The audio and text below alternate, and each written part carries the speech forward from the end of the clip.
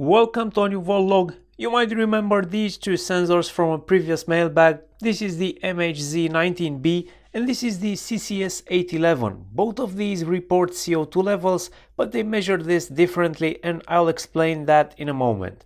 I got these two sensors in order to monitor CO2 levels in my home to determine if the levels rise too much at night, especially during the winter time when we tend to keep the windows closed most of the time. I live in an old apartment building where there isn't much provision for ventilation, and so I suspect the air I breathe during sleep is high in CO2 levels as it builds up overnight. In this video, I'm gonna show you how I built the monitoring system using an ESP32 board that reads the sensor data and then sends it over the network to an MQTT server running on my Raspberry Pi. I then use Node-RED to insert the data into InfluxDB, and then finally Grafana to monitor all of this data in a nice graphical user interface. The beauty of this setup is that all of this software is free to use and open source, and there is plenty of community support based on this software. This video is sponsored by jlcpcb.com, a professional PCB supplier who can offer 24 hours turnaround time for prototype PCBs for just $2. You also have a selection of solder mask colors with no extra cost and affordable laser cut stencils, so it's definitely worth checking them out. Now getting back to the sensors, the MH-Z19B is a non-dispersive infrared sensor, meaning it has a chamber with an infrared emitter and receiver at the other end. If there are gases in the path of the light, it will get absorbed. How much light is absorbed is a function of how much gas is between the light source and the light detector. NDIR is a pretty common technique for measuring gases, but the downside is that NDIR sensors are not cheap and they need quite a bit of power, which makes them unfit for low power systems. The MH-Z19B, which is made by a Chinese company, costs about $17 on AliExpress. Sensors made by Western companies like the SCD30 manufactured by Sensirion is something around $50. So manufacturers have come up with another measurement technique which allows them to produce much cheaper sensors like the CCS811, and this type of sensor also uses very little power, making it adequate for low power systems.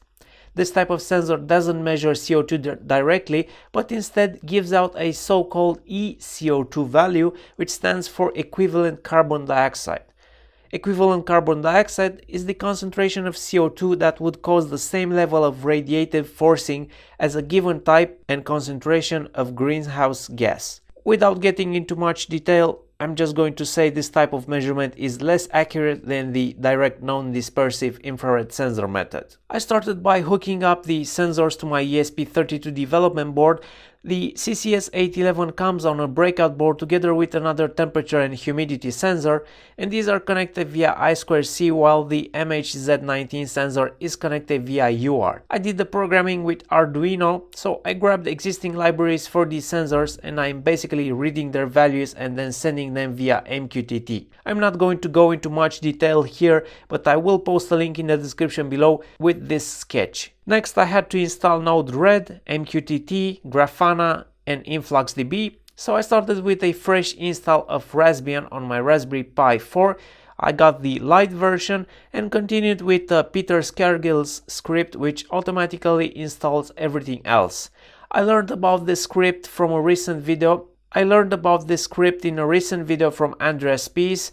I will link the video in the description below. Once again, I won't go into much detail here, but I will tell you this: it went very smooth, no errors whatsoever, and it took about 40 minutes to finish setup on my system. My Node-RED flow is very simple. The data comes in already formatted as a JSON string from the ESP32 through MQTT. Then the receiving node parses the JSON string to an object, and then I'm just passing the data as an object through an InfluxDB node to the database. And here is the data I have so far in my database. The sensors have been running for about 3 days, but I've only been recording the data for the past 24 hours or so. And I'm mentioning this because these sensors do have a burn-in time after which the readings should become more accurate. The sensors have been left running in my lab, which is at the other end of a hallway opposite to my bedroom, but we can already start to see some interesting correlations. First of all, we notice the CCS811 ECO2 measurements correlate with the MH-Z19 measurements in fluctuations, but the absolute value is quite different and seems to be drifting more for the CCS811 ECO2 measurement. Whether or not that will get better after multiple days of burning remains to be seen, but I suspect rather not. We also notice CO2 levels increase quite a bit at nighttime as expected, and this wasn't even recorded in the bedroom. For the next days of recording data, I will move the sensor into the bedroom because I am most interested about CO2 levels where I sleep. In the morning, around 7 and 10 minutes AM, I open the window in the room with the sensor and we can see the levels of CO2 dropping as the fresh air was coming in. And once again, a clear correlation between the two sensors, but I need to gather more data to draw more conclusions. There is also the topic of calibration of these sensors to get more accurate results, but there are many things to be discussed about calibrating these sensors, so I will probably deal with that in a separate video. I will tell you this though, while holding the MH-Z19 sensor outside my window, I did get values between 400 and 500 ppm, which would indicate the sensor is reasonably well calibrated. In the end, I would like to share some of the problems I had with building this system, as it may help others looking to do the same. First, I wanted to use an ESP8266, but I had trouble using the software serial library.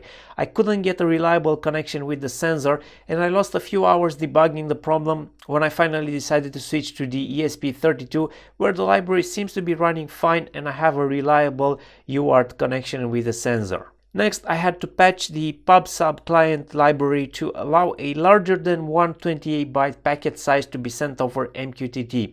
I needed this because I am sending all data from multiple sensors at once in a single string, which was exceeding the default packet size. Apart from these two issues, everything went pretty smooth. Even the problems that Andreas Spies had with Peter Scargill's script are fixed in the latest version, so everything went really smooth. That was all for today. Let me know if you have any questions, I'll be happy to answer them. Don't forget you can support this channel on Patreon. Thank you for watching and I'll see you next time with a new video.